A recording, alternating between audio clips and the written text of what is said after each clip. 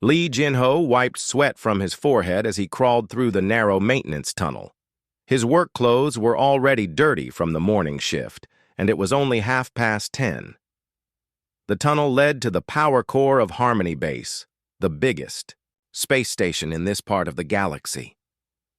Behind him, something large moved through the darkness.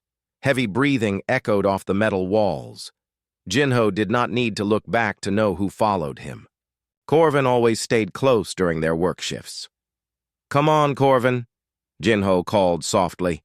"We need to check the power lines in Section 7. A low rumble answered him. It was not quite a growl, but not quite words either. Most people would have been scared by that sound. Jinho had learned to understand what Corvin meant. They reached the power core chamber. Jinho pulled himself out of the tunnel and stood up. The room was huge, filled with glowing energy pipes and humming machines. Blue light danced across the walls. This was the heart of Harmony Base, where 12 different alien races lived and worked together. Corvin emerged from the tunnel behind him. The service dragon was twice as tall as Jinho, with dark blue scales that seemed to absorb light. His eyes were golden yellow and far too intelligent for what others expected. Most service dragons looked simple and empty. Corvin looked like he was always thinking about something important. "The power readings are wrong again," Jinho said, checking his scanner.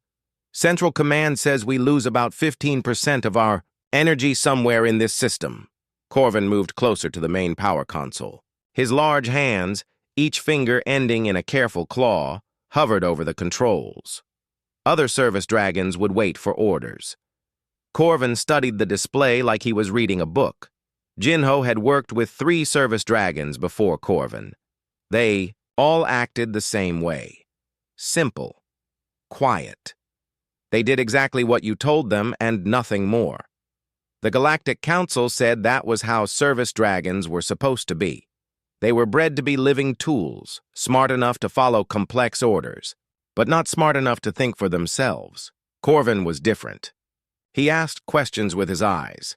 He solved problems before Jinho even saw them. He seemed to understand things that no service dragon should understand. That was why everyone said he was broken.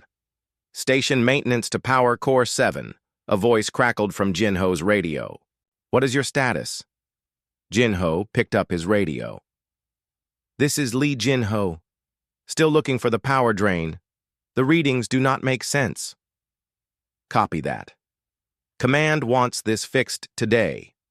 The Vegan trade delegation is complaining about power failures in their sector." "Understood." Jinho put down the radio and sighed. The Vegas were one of the 12 races that lived on Harmony Base. They were also one of the most demanding. If their sector lost power during an important meeting, Jinho would probably lose his job. He looked at the power flow charts on his scanner. Numbers and diagrams filled the small screen. No matter how he looked at the data, he could not find where the energy was going. 3 other maintenance teams had tried to solve this problem. All of them had failed. Corvin made a soft sound and pointed at something. Jinho looked where the dragon was pointing. One of the main power conduits ran along the wall about 10 feet, above the floor. It looked normal to Jinho. "What is it, big guy?" Corvin moved to a maintenance ladder and began climbing.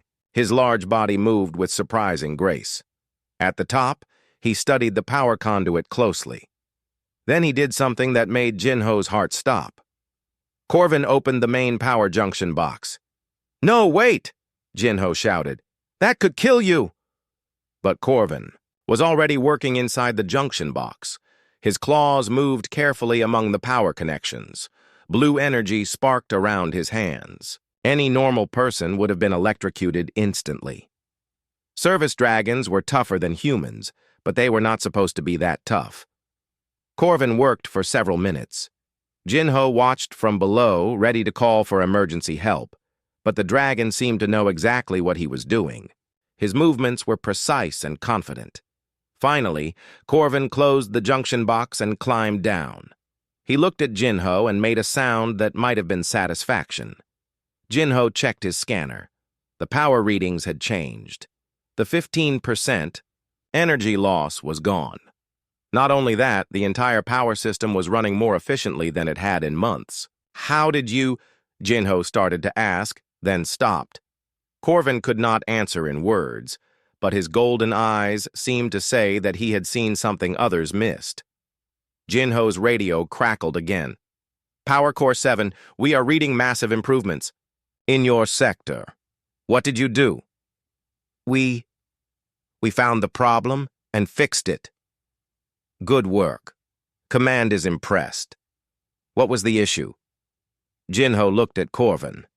The dragon was already moving toward the tunnel, ready for their next job. How could Jinho explain that his service dragon had solved a problem that had stumped the station's best engineers?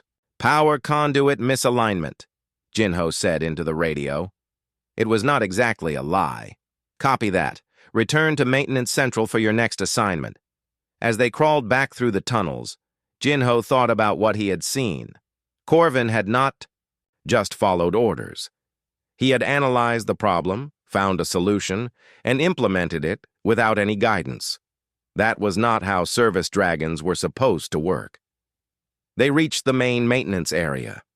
Other workers looked up as they entered. Jinho could see the expressions on their faces. Some looked nervous around Corvin, others looked disgusted. A few just looked away. Park Minji, his supervisor, walked over. She was a small woman with serious eyes and the kind of voice that made people listen. Jinho, we need to talk, she said. She did not look at Corvin. Most people avoided looking at Corvin directly. What about? Command has received another complaint about your service dragon. The Altarian delegation says he makes them uncomfortable. They want him replaced. Jinho felt his stomach drop. This was the 5th complaint this month. The Altarians were bird-like aliens who did not like anything that seemed unpredictable. To them, Corvin probably seemed dangerous because he thought for himself. He does good work, Jinho said. Look at what we accomplished today. I know, but that is not the point. Service dragons are supposed to be predictable. Yours is not. Central Command is starting to wonder if keeping a defective unit is worth the diplomatic problems. Behind her, Jinho could see Kim Do-yun, the station commander, talking to someone on his communicator. The conversation looked serious. What are you saying? Jinho asked. Park Minji lowered her voice. There is a ship coming next week to collect defective service dragons. They will take them back to the breeding facilities for recycling. The word hit Jinho like a physical blow. Recycling. It was a clean word for something terrible. You cannot do that, he said. Corvin is not defective. He is just different. Different is the same as defective when it comes to service dragons, Park Minji replied. I am sorry, Jinho. I know you have grown attached to him, but this decision comes from above my level. Jinho looked at Corvin. The dragon was standing quietly, but his golden eyes showed that he understood every word. Service dragons were supposed to be unable to understand complex conversations about their own fate. Corvin understood perfectly. I will not let them take him, Jinho said. Park Minji looked surprised. Jinho, this is not a request. This is an order from Central Command. Then Central Command is wrong. The maintenance area went quiet. Other workers stopped what they were doing. Nobody spoke to supervisors that way. Nobody refused direct orders from Central Command. Jinho did not care. He had watched Corvin solve problems that brilliant engineers could not handle. He had seen intelligence and creativity that others called defects. Most importantly, he had seen the fear in Corvin's eyes when Park Minji said the word recycling. I will not let them take him, Jinho repeated, louder this time. Park Minji stared at him. Behind her, Kim Do-yun finished his call and started walking over. Jinho knew his career was probably over. He knew he was making enemies of people who could destroy his life. But when he looked at Corvin, he also knew he was making the right choice. Some things were more important than following orders. Some friends were worth fighting for. Commander Kim Do-yun stood in his office with his arms crossed.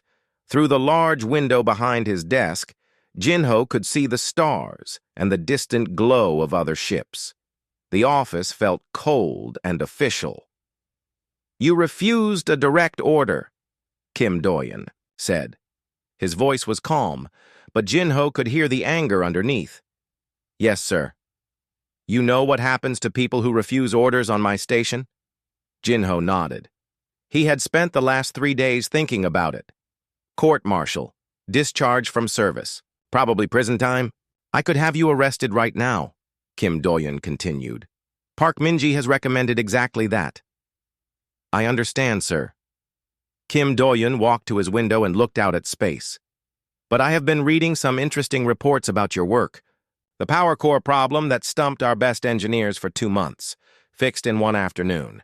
The air recycling system that was running at 60% efficiency, now running at 95%. 3 diplomatic equipment failures solved, in record time." Jinho stayed quiet. He had learned that when commanders were thinking out loud, it was better to let them think. "All of these improvements happened after you started working with that dragon," Kim Doyen said. "The one everyone says is defective." "Corvin is not defective, sir. He is just different." "Different how?" Jinho thought about how to explain it. "Other service dragons do exactly what you tell them. Nothing more, nothing less. Corvin sees problems and thinks about solutions. He learns from watching other people work. He remembers things and uses that knowledge later." Kim Doyen turned around. "That sounds like intelligence." "Yes, sir, I think it is. Service dragons are not supposed to be intelligent. They are bred to be tools." "Maybe the breeding did not work right with Corvin," Jinho said. "Or maybe it worked. Too well." Kim Doyen was quiet for a long moment. Then he sat down behind his desk. "I am going to give you 1 month," he said. 30 days to prove that your dragon is worth the diplomatic problems he causes. If you can show me that keeping him makes this station run better, I will reconsider the recycling order." Jinho felt hope rising in his chest. "Thank you, sir." "Do. Not thank me yet. If you fail, both of you are gone. And Jinho, no more refusing orders. Next time, you follow the chain of command." "Yes, sir." Jinho left the commander's office feeling lighter than he had in days. 1 month, 30 days to save Corvin's life and prove that being different was not the same as being broken.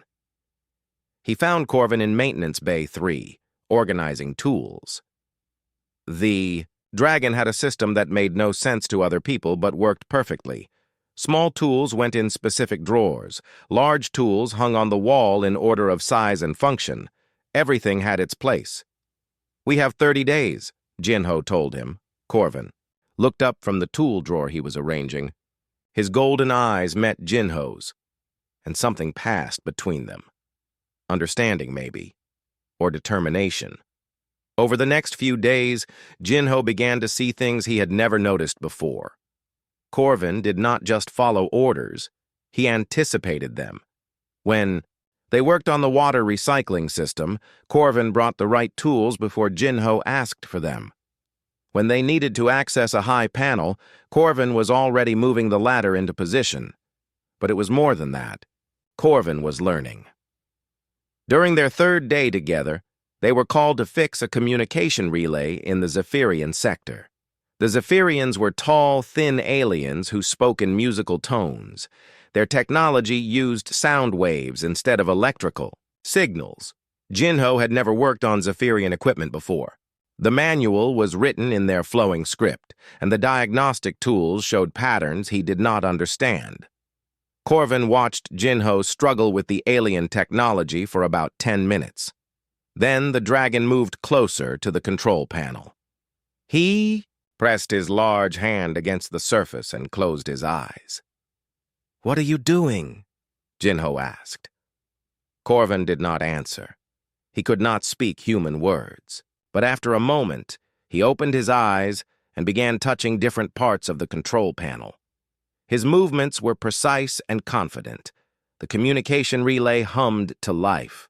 The patterns on the diagnostic screen shifted into perfect harmony. "How did you do that?" Jinho whispered.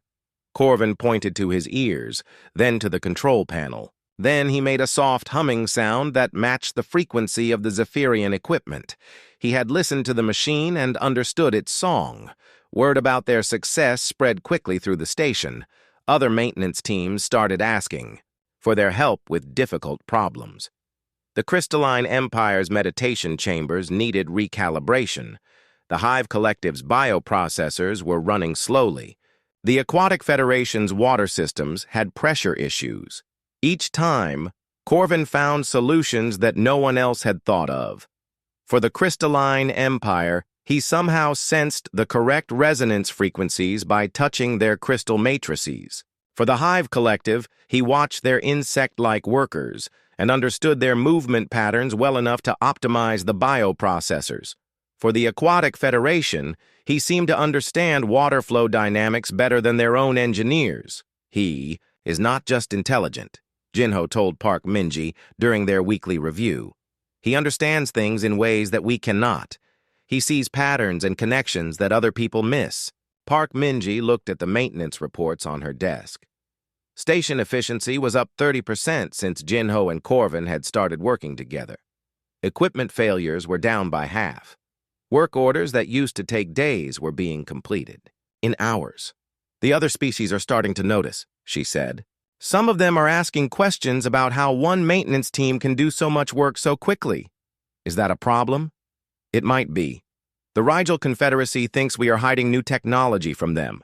The Silicon Collective wants to examine your dragon to understand how he interfaces with their systems. Jinho felt worry growing in his stomach. What does that mean? It means your month of proving Corvin's worth might be working too well. Some of our allies are getting suspicious. That afternoon, Jinho and Corvin were called to the diplomatic sector. A trade negotiation between the Flame Worlds and the Ice Clans had been stalled for weeks because of a translation problem. Their languages were so different that even the universal translators could not find common ground. Ambassador Yuki from the Ice Clans was small and covered in white fur. Ambassador Hato from the Flame Worlds was tall and seemed to glow with inner heat. They had been arguing for hours. The mathematical proof cannot be translated, Ambassador Yuki was saying to the human diplomat trying to help them. Our number system is based on crystalline structures. Theirs is based on energy states. The concepts do not match. Jinho and Corvin were there to fix a broken display screen, but Corvin stopped working and listened to the argument. His golden eyes moved back and forth between the two ambassadors. Then Corvin did something that made everyone in the room stop talking. He walked to the broken display screen and began drawing symbols on it with his claw. The symbols were not from any known language. They were mathematical concepts expressed as pictures and patterns. Ambassador Yuki looked at the symbols. Her fur bristled with excitement. Yes, that is exactly what our proof means. Ambassador Hato's glow brightened. And that shows how it relates to our energy mathematics. For the first time in weeks, the two ambassadors were agreeing on something. How? Did he know how to do that? The human diplomat asked Jinho. Jinho looked at Corvin, who was quietly fixing the display screen as if nothing had happened. I think he has been listening to everyone on this station, learning how different species think and communicate. The trade negotiation was completed that same day. Both sides credited the breakthrough to Corvin's mathematical translation. That evening, Jinho sat with Corvin in the quiet maintenance bay. Around them, tools hung in their perfect order. Everything was clean and organized and ready for tomorrow's work. You are not defective, Jinho said quietly. You are probably the smartest being on this station. Corvin made a soft rumbling sound. That might have been agreement. Or maybe it was thanks. The question is, what are we going to do about it? People are starting to notice that you are special. That might be dangerous. Corvin looked at him with those intelligent golden eyes. Then the dragon reached out with one careful claw and touched Jinho's hand. The message was clear. Whatever happened, next, they would face it together. Outside the maintenance bay, Harmony Base hummed with the sounds of 12 different species living and working in peace. The station ran more smoothly than it ever had before, but in the diplomatic quarters, ambassadors and trade representatives were having quiet conversations about the human and his unusual service dragon. Change was coming to Harmony Base. Jin-Ho and Corvin would have to be ready for it. The alarm woke everyone on Harmony Base at 3 in the morning. Red lights flashed in the corridors, and the emergency announcement echoed from every speaker. All senior staff report to the command center immediately. This is not a drill. Jin-Ho rolled out of his bed and grabbed his work uniform. In the maintenance quarters, other workers were doing the same thing. Everyone looked confused and worried. "What do you think it is?" asked Tai-Ho, another maintenance worker. "Maybe a ship malfunction," Jin-Ho replied. But he did not believe it. Emergency alarms for ship problems sounded different. This alarm meant danger. Jin-Ho made his way to the maintenance bay where Corvin was waiting. The service dragon looked alert and tense. His golden eyes were focused on something Jin-Ho could not see. "Do you know what is happening?" Jin-Ho asked. Corvin pointed toward the outer hull of the station. Then he made a low sound that Jin-Ho had never heard before. It sounded like fear. The maintenance teams were called to their stations but told to wait for orders. Jin-Ho and Corvin stayed in their bay, listening to radio chatter from the command center. "Long-range sensors show massive objects approaching from the rim," a voice said over the emergency channel. "How massive?" came the reply. "Unknown, bigger than anything in our databases. And they are moving fast." Jin-Ho felt cold fear creeping up his spine. The galactic rim was empty space beyond the known star systems. Nothing lived out there. Nothing should be coming from that direction. 2 hours later, Park Minji found them in the maintenance bay. Her face was pale and serious. "We need to talk," she said. "Both of you." She led them through corridors filled with worried aliens. The diplomatic sector was buzzing with activity. Representatives from all 12 species were having urgent meetings. They reached a small conference room where Commander Kim Do-yeon was waiting with Choi Hana, the communications specialist. Hana looked like she had not slept in days. "Sit down," Kim Do-yeon said. "What I am about to tell you is classified information, but given recent events, you need to know." Jin-Ho sat down. Corvin remained standing behind him, alert and watchful. 3 days ago, our deep space monitoring stations detected something approaching from the galactic rim, Kim Do-yeon began. "At first, we thought it was a natural phenomenon, maybe a rogue asteroid field or space debris. But it is not," Choi Hana added. "We have been monitoring communications from outer systems. 17 star systems have gone dark in the past month. No distress signals, no emergency broadcasts.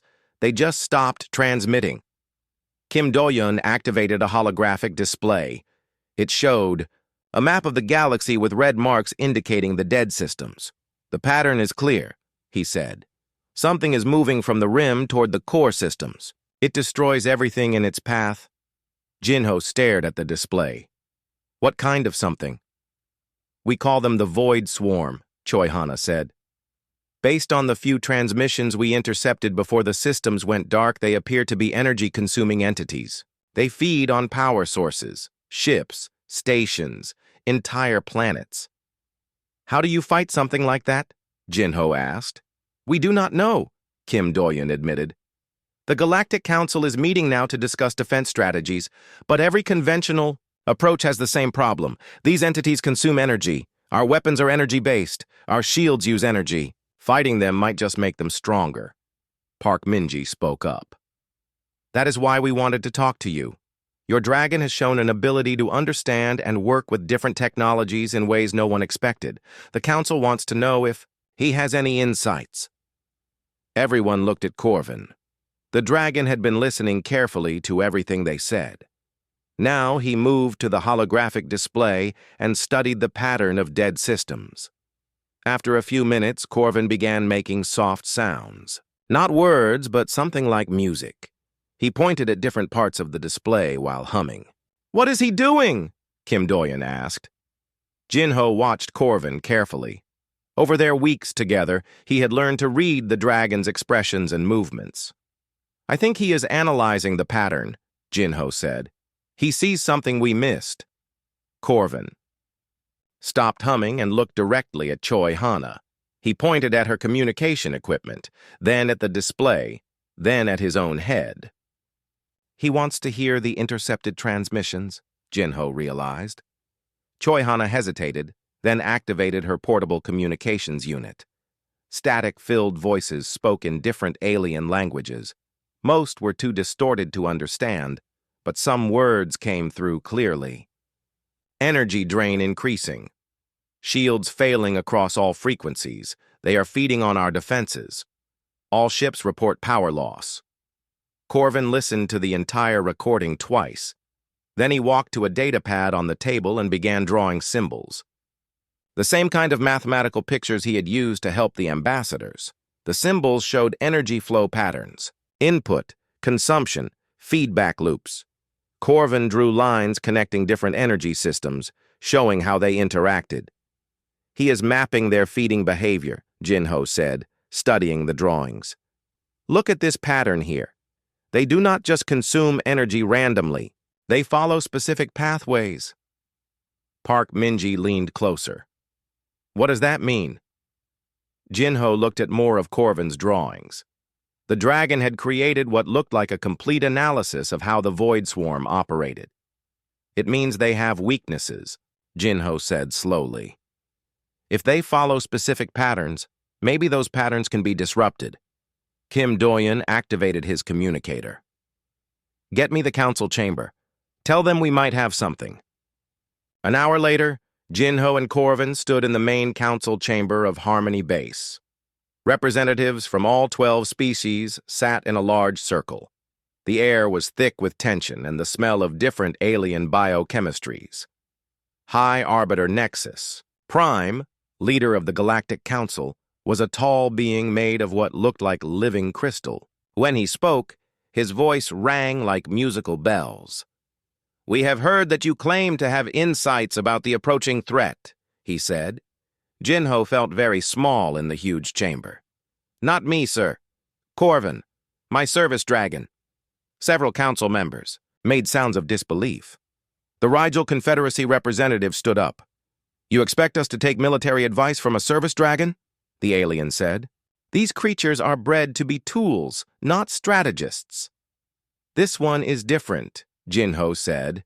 "He can analyze patterns and understand how different technologies work together." "Impossible," said the Silicon Collective representative. "We have studied service dragon neurology. They lack the brain structures for complex analysis." Corvin stepped forward.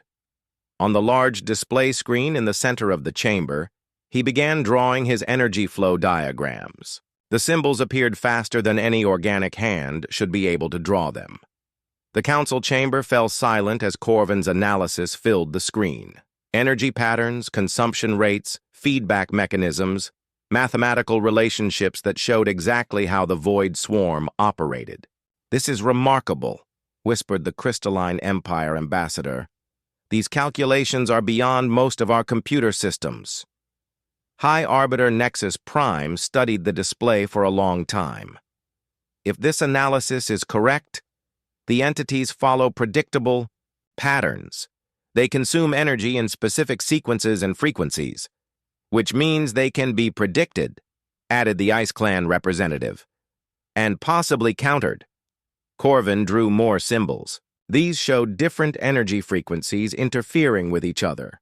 Harmony and discord, patterns that reinforced each other and patterns that canceled each other out. "He is suggesting that we use their feeding behavior against them," Jin-ho said, understanding flooding through him. "Instead of fighting them with more energy, we create the wrong kind of energy, frequencies that disrupt their feeding process." The Flame World ambassador leaned forward. "A quantum feedback loop, make them consume energy that damages them instead of strengthening them." "The theory is sound," agreed the Aquatic Federation representative. But it would require perfect coordination between different energy systems. Each species uses different power technologies. High Arbiter Nexus Prime looked at Corvin. Can this be done? Corvin drew one final symbol on the display. It was simple but elegant. A circle with 12 points, each point representing one of the species in the council. Lines connected all the points to each other and to the center. Unity, cooperation. All technologies working together as one.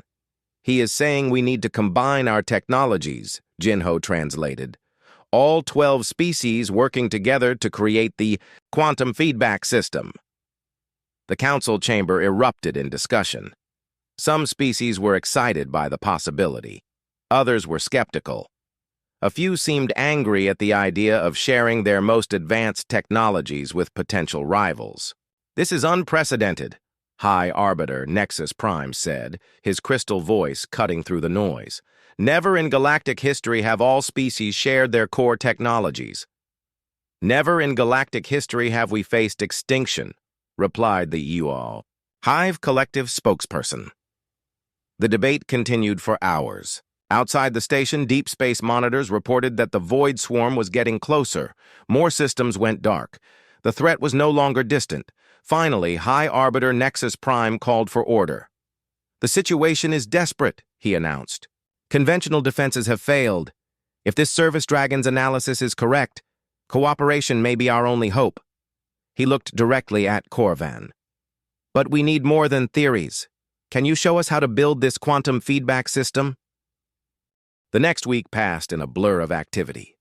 Harmony Base transformed from a diplomatic station into the biggest construction project in galactic history. Ships arrived daily carrying the most advanced technology from all 12 species. Jinho had never seen anything like it. The cargo bays filled with devices he could not name. Crystalline matrices from the Empire. Bioorganic processors from the Hive Collective. Quantum resonators from the Silicon Collective. Each piece represented centuries of technological development. But the real challenge was not gathering the technology. It was making it all work together. The Rigel Confederacy power systems operate on completely different principles than ours, Park Minji explained during the morning briefing. Their engineers say it is impossible to interface them with Flame World energy cores. Similar problems existed everywhere. The Aquatic Federation's fluid-based computers could not communicate with the Ice Clan's crystal networks. The Zephyrian soundwave technology interfered with the Silicon Collective's quantum processors. Each species had developed their technology in isolation. Nobody had ever tried to make them work as one system. Nobody except Corvin. Jinho watched. The dragon moved between different alien work teams. Corvin would spend an hour with the Crystalline Empire engineers, observing how their matrices resonated. Then he would visit the Hive Collective biological specialists, studying how their organic circuits processed information. Slowly, a pattern emerged. Corvin was not just learning about each technology. He was understanding the fundamental principles that connected them all. Energy is energy, Jinho said to himself one day, watching Corvin work with a mixed team of engineers. It does not matter what form it takes. Corvin sees the underlying patterns. The work was not easy. Cultural differences made cooperation difficult. The Flame World engineers thought the Ice Clan approach was too slow. The Rigel Confederacy wanted detailed plans for everything, while the Hive Collective preferred organic adaptation. Fights broke out regularly. The Silicon Collective almost withdrew from the project when they discovered that their quantum processors would need to be modified with biological components. Through it all, Corvin remained calm and focused. When arguments started, he would quietly draw diagrams showing how the conflicting systems could work together. When engineers claimed something was impossible, he would demonstrate solutions that nobody had considered. He is becoming the translator between all our technologies, Choi Hana observed, not just understanding them, but finding the common language they all share. 3 days before the Void Swarm was expected to reach the core systems, High Arbiter Nexus Prime called an emergency meeting. Several species are having second thoughts about Operation Harmony, he announced. The Rigel Confederacy is concerned about sharing their most advanced weapons technology.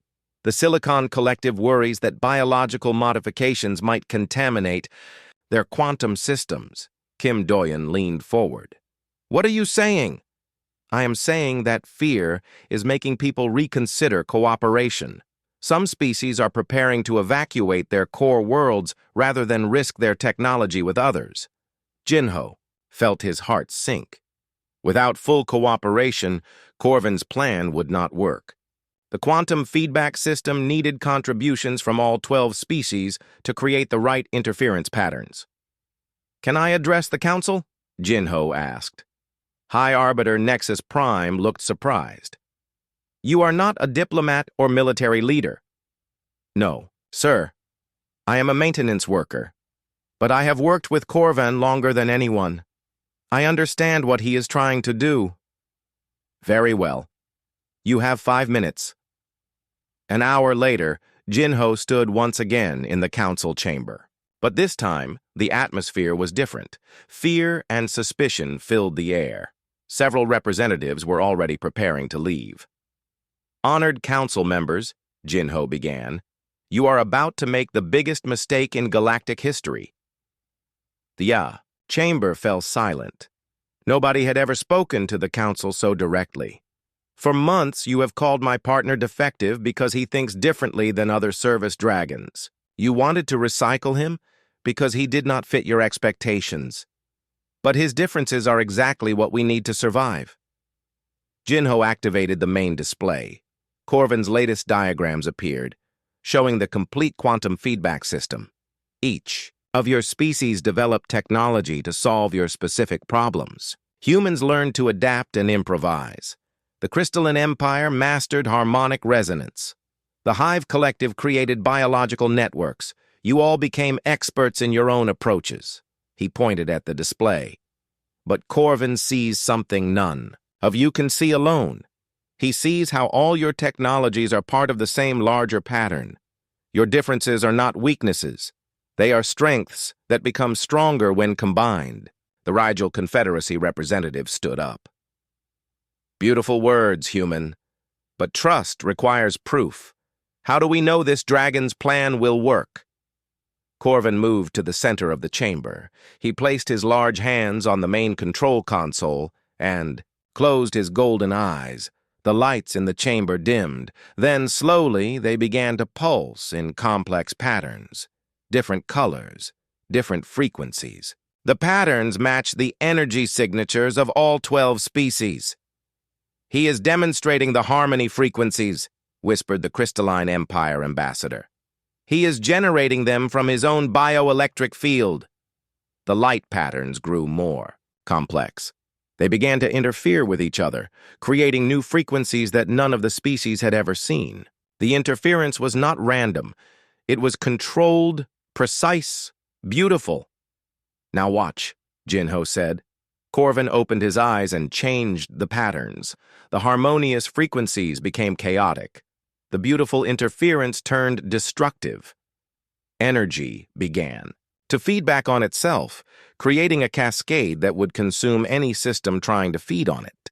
This is what will happen to the Void Swarm, Jinho explained. They will try to consume our harmony frequencies, but instead of strengthening them, the quantum feedback will turn their own feeding process against them. The demonstration ended. The chamber lights returned to normal. Corvin stepped back, looking tired but determined. High Arbiter Nexus Prime was quiet for a long moment. How did he learn to generate those frequencies? By studying all of your technologies, Jinho replied. By understanding how they work and how they can work together. Your dragon did not just solve the technical problem, he learned to speak your languages, all of them. The Silicon Collective representative spoke up. The quantum mathematics are perfect. I have never seen such elegant frequency manipulation. The biological integration is flawless, added the Hive Collective spokesperson. He somehow understands our organic circuits better than our own engineers. One by one, the species representatives began to voice their approval. The demonstration had shown them something they could not ignore. Corvin's plan was not just theory, it was reality. "But there is one more thing you need to understand," Jinho said. "This system requires a living coordinator. The quantum frequencies must be adjusted in real time as the void swarm adapts. No computer can process the variables fast enough." "What are you saying?" asked the Ice Clan representative. Jinho looked at Corvin. The dragon met his eyes and nodded slightly. "I am saying that Corvin will need to interface directly with the Harmony device. He will become part of the system, a living quantum processor managing the feedback frequencies." "Is that safe?" High Arbiter Nexus Prime asked. Jinho hesitated. The honest answer was that nobody knew. The quantum interface might change Corvin in ways they could not predict. It might even destroy him. "I do not know," Jinho admitted, "but he is willing to try." The council chamber erupted in discussion. Some members were concerned about the risks to Corvin. Others argued that any risk was acceptable if it meant survival. Finally, High Arbiter Nexus Prime called for order. "The Buon choice belongs to the dragon himself," he declared. "Corvin, do you understand what is being asked of you?" Corvin stepped forward. He looked at each council member in turn, then drew one final symbol on the display. It was the same unity symbol he had drawn before. 12 points connected to each other and to the center, but this time he added something new. At the center of the symbol, where all the lines connected, he drew a dragon. "He understands," Jinho said, his voice thick with emotion. "He knows the risks, but he also knows what will happen if we fail." High Arbiter Nexus Prime stood up. "Then Operation Harmony will proceed. All species will contribute their full technological resources. We will build the quantum feedback device according to the dragon's specifications." As the council members filed out to begin the final phase of construction, Jinho stayed behind with Corvin. "You do not have to do this," he said quietly. "We could find another way." Corvin made a soft sound and touched Jinho's shoulder with one careful claw. The message was clear. There was no other way. And even if there was, Corvin had made his choice. They had 3 days to build a device that would either save galactic civilization or destroy it. 3 days to prepare for the biggest gamble in history. 3 days to get ready for Corvin to become something new. The construction of the Harmony device began immediately. Teams from all 12 species worked around the clock, building something that had never existed before. The main assembly area buzzed with activity as alien technologies merged into a single massive structure. Jinho barely slept during those 3 days. He moved between work teams, helping coordinate the construction according to Corvin's designs. The dragon was everywhere at once, checking connections, adjusting frequencies, solving problems that threatened to halt progress. The crystalline empire matrices are not resonating properly with the Hive collective biocircuits, reported engineer Yuki from the Ice Clans. Corvin examined the problem. He traced the connections with his claws, testing different contact points. Then he made a change that seemed impossible. He somehow coaxed the rigid crystal structures to form organic curves that matched the biological pathways. "How did he do that?" Yuki whispered to Jinho. "Crystals do not bend like that." "Corvin sees possibilities that others miss," Jinho replied, watching the dragon move to the next problem area. The same scene repeated throughout the construction. When the Flame World energy cores generated too much heat for the Silicon Collective, quantum processors, Corvan designed cooling channels that used Aquatic Federation fluid dynamics. When the Zephyrian sound systems interfered with Rigel Confederacy communications, he created buffer zones using human adaptive shielding techniques. Each solution required deep understanding of multiple technologies. More than that, it required the ability to see how different approaches could complement each other instead of competing. "He is not just building a machine," observed Commander Kim Doyen during one of the progress meetings. "He is creating a symphony. Each species plays their part, but the music only works when all parts combine." But the work was not without problems. Cultural differences continued to cause delays. The Silicon Collective insisted on precise measurements for everything.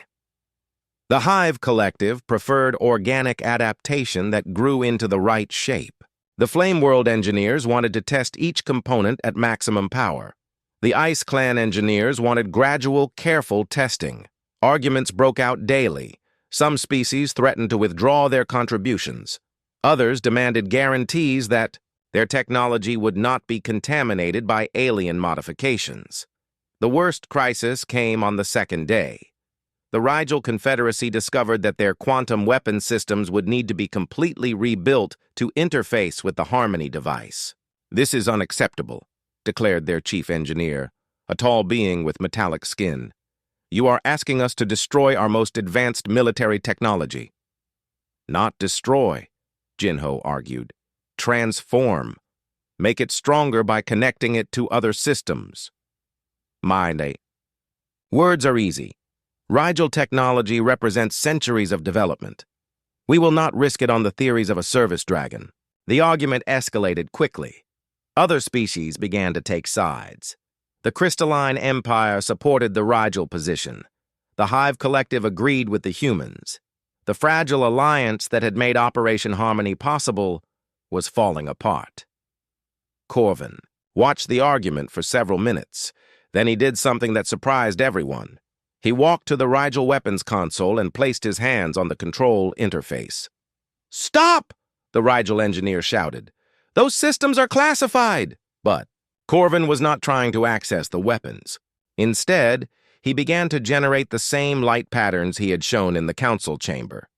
Soft frequencies that matched the energy signature of Rigel technology. The weapons console responded. Displays lit up showing power levels and system diagnostics. But the readings were different than normal. Instead of showing individual weapon capabilities, they showed how the weapons could work as part of a larger network. "Impossible," whispered the Rigel engineer. "He is interfacing directly with our quantum systems, without access codes, without training. How?" Corvin continued the demonstration. The console showed new configurations, weapons systems that could generate harmony frequencies instead of destructive beams, military technology transformed into a tool for creation rather than destruction. "Your weapons become more powerful when they work with other systems," Jinho explained, understanding what Corvin was showing them. "Not more destructive, more capable, more versatile." The Rigel engineer studied the displays for a long time. Finally, he nodded slowly. "The quantum matrices show significant efficiency improvements," he admitted, "and the targeting systems gain access to sensor data from all 12 species. It would create the most advanced weapons network in galactic history." "Not weapons," corrected Choi Hana, who had been monitoring the demonstration. "Defense systems. Tools for protection, not conquest." The crisis passed. Construction resumed with renewed energy. But Jinho noticed something troubling. Each time Corvin interfaced directly with alien technology, the effort seemed to tire him more. The dragon's golden eyes looked strained. His movements were less fluid than before. "Are you all right?" Jinho asked during a brief break. Corvin made a sound that might have been reassurance, but when he thought Jinho was not looking, the dragon pressed his claws against his head as if fighting a headache. The final day of construction brought new challenges. As the Harmony device neared completion, its power output began to affect other systems on Harmony base. Lights flickered, gravity fluctuated, some of the more sensitive alien equipment shut down completely. "The device is too powerful for our current infrastructure," reported Park Minji. "We need to move it to a dedicated facility." "There is no time," Kim Doyen replied. "The Void Swarm will reach the outer defense perimeter in 18 hours. Corvin solved the problem by designing a power regulation system that used human adaptive technology to control the energy flow. But the solution required him to interface with the Harmony device continuously, manually adjusting the power levels to prevent system overloads. "This is only temporary." he seemed to be saying through his actions. Once the device is activated, it will regulate itself. But Jinho was not convinced. The Harmony device was more complex than any technology ever built. Keeping it stable would require constant adjustments, split-second decisions, and the ability to process information from 12 different technological paradigms simultaneously. No, organic mind should be able to handle that kind of processing load, unless it was not entirely organic anymore. The final component was installed 6 hours before the Void Swarm was scheduled to arrive. The Harmony device stood complete in the center of Harmony Base. It was beautiful and terrifying at the same time. Crystalline structures twisted around biological conduits. Energy cores hummed in perfect harmony. Quantum processors calculated frequencies that had never existed before. At the center of the device was an interface chair designed specifically for Corvin. Neural connectors would link his mind directly to all 12 technological systems. Biomonitors would track his vital signs. Emergency disconnects would protect him if the load became too great. Representatives from all 12 species gathered for the activation ceremony. High Arbiter Nexus Prime spoke for the Council. Today we attempt something unprecedented in galactic history. 12 species working as one. Our technologies united in common purpose. Our survival dependent on cooperation instead of competition. He looked at Corvin. And at the center of this unity stands a being that we once dismissed as defective. A service dragon who saw possibilities where we saw only problems. Corvin stepped forward. He looked calm, but Jinho could see the tension in his movements. The dragon knew what was coming. He understood the risks better than anyone. "Are you ready?" High Arbiter Nexus Prime asked. Corvin nodded once. Then he looked at Jinho and made a soft sound that might have been goodbye. The dragon took his place in the interface chair. Neural connectors extended from the Harmony device, seeking connection points along Corvin's skull and spine. Biomonitors activated, displaying readings that showed a mind preparing for transformation. "Beginning neural interface," announced the chief technician. Corvin's eyes closed. For a moment, nothing happened. Then the Harmony device came alive. Lights pulsed in patterns that matched the heartbeats of 12 different species. Energy flowed through pathways that connected technologies that had never touched before. The air itself seemed to hum with new possibilities. Corvin's eyes opened, but they were different now. Still golden, but filled with light that seemed to come from within. When he looked at the assembled representatives, it was like he was seeing all of them at once, understanding them all simultaneously. Neural integration. "Complete," the technician reported. "All systems are online and stable. High Arbiter Nexus Prime activated the main communications array. All ships and stations. This is Harmony Base. Operation Unity is now active. The Harmony device is online." On the main display, long-range sensors showed the approaching Void Swarm. Dark shapes that consumed light and energy. Death moving toward the core systems at incredible speed. But for the first time since the crisis began, Jinho felt hope. Corvin was ready. The Harmony device was working. 12 species had achieved something that had never been possible before. Unity. Cooperation. Strength through diversity. The storm was about to break upon them, but they were no longer facing it alone. The Void Swarm arrived exactly when the calculations predicted. Long-range sensors showed them emerging from hyperspace at the edge of the solar system. Hundreds of massive entities, each one larger than a battleship, moving in perfect formation toward the core worlds. Jinho stood in the control center, watching the display screens with growing dread. The swarm looked like living shadows, absorbing all light that touched them.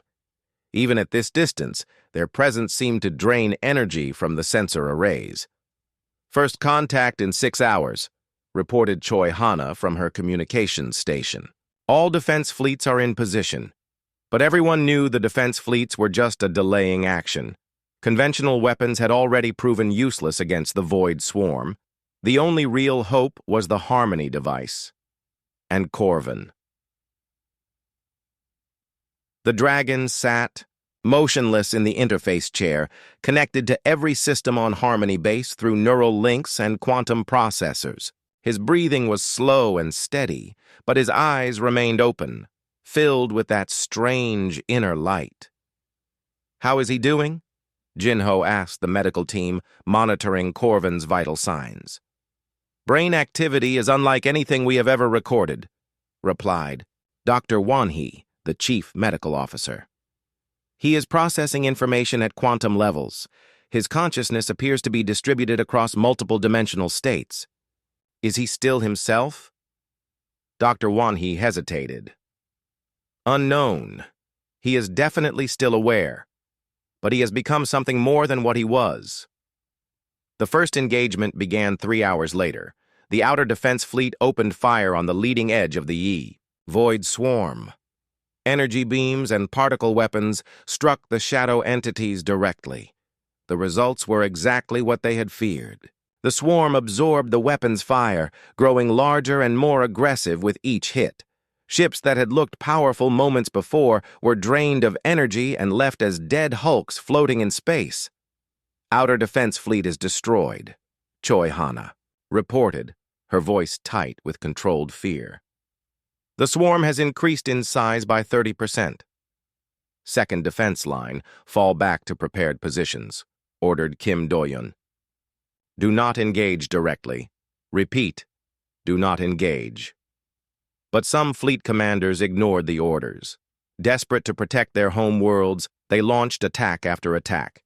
Each assault only made the swarm stronger. "They are feeding on our defenses," observed High Arbiter Nexus Prime, who had joined them in the control center. "Every weapon we fire gives them more power."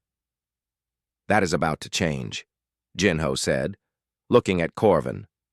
The dragon's eyes were now completely filled with light. Energy. Patterns flowed across his scales like living circuits. "Harmony device charging to full power," announced the chief technician. "All systems show green. Neural interface is stable." On the main display, the Void Swarm continued its advance. They moved with terrifying purpose, consuming everything in their path. Dead ships, abandoned stations, even asteroids were drained of their mineral energy. "Contact in 30 minutes, Choi Hana reported. Kim Do-yoon activated the station-wide communication system. "All personnel, prepare for Harmony device activation. Secure all non-essential systems. This is our moment." Jinho moved closer to Corvin's chair. The dragon looked at him and made a soft sound. It was barely recognizable as the voice Jinho had learned to understand over their months together. "I know," Jinho said quietly. "Do what you have to do." Corvin's eyes closed for a moment. When they opened again, they were focused on something far beyond the control room. Something that existed in quantum space where thoughts became energy and energy became reality. "Harmony device is at full power," the technician reported. "Ready for activation." "Void Swarm contact in 5 minutes, added Choi Hana. High Arbiter. Nexus Prime looked at the assembled representatives from all 12 species. Each face showed the same mixture of hope and terror. "This is either our salvation or our final moment," he said. "Activate the Harmony device." Corvin's eyes blazed with light. Energy coursed through the neural connections, spreading from his consciousness into every system of the massive device. The Harmony frequencies began to broadcast at levels that shook the foundation of Harmony base itself. At first, nothing seemed to happen. The Void Swarm continued its approach, reaching the edge of the solar system's outer planets. Then the frequencies reached them. The effect was immediate and dramatic. The shadow entities that had moved in perfect formation began to writhe and twist. Their absorption of energy became chaotic, uncontrolled. "It is working," shouted one of the technicians. "The Harmony frequencies are disrupting their feeding patterns." But the Void Swarm was adaptive. Within minutes, they began to adjust their energy consumption, trying to filter out the disruptive frequencies. Corvin responded instantly. The Harmony device's output shifted, changing frequencies and patterns faster than any computer could calculate. The dragon,